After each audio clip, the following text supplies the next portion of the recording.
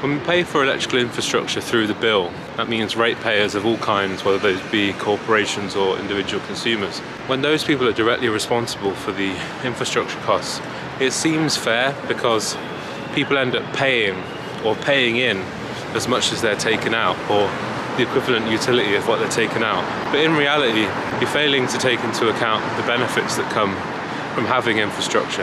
And so a country might invest in infrastructure in order to have a booming economy, and you might not see the payback of that economy for decades. And so removing the direct tie from cost of energy to usage of energy may incentivize different kinds of industries to stay in the country or to start in the country. And we've got one of the most advanced grids in the world. We should leverage that fact by expanding it and allowing all kinds of businesses to come here and use the renewable energy that we do have in this country to benefit them and benefit the planet.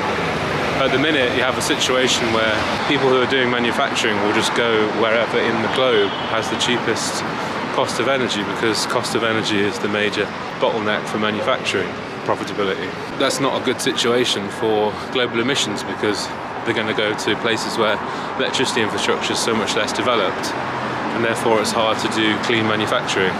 You have to use stored fuels, you have to use fossil fuels. But the grid enables you to not rely on stored energy as much. The more you invest in the grid, the more that you can step away from stored energy. And therefore, we want to encourage manufacturing to go to countries that have large electricity infrastructure and large electricity grids. There was a movement a few years ago where we thought that because data processing and data storage and because of the internet is so global, the internet essentially connects everywhere to everywhere. So you can do computational work from anywhere.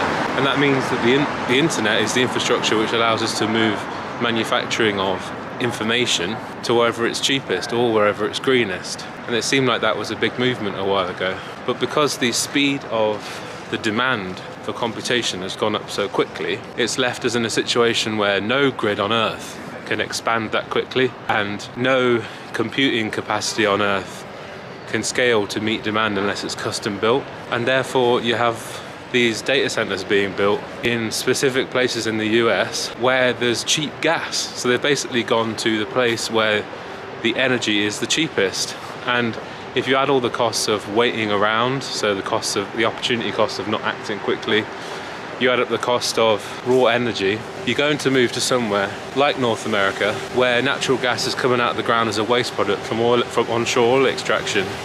Or natural gas is so cheap in North America that they designed the liquid natural gas industry just to get it to stop setting fire to it as it came out of the ground.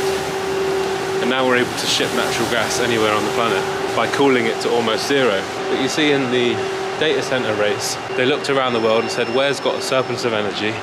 Where's got a surplus of land?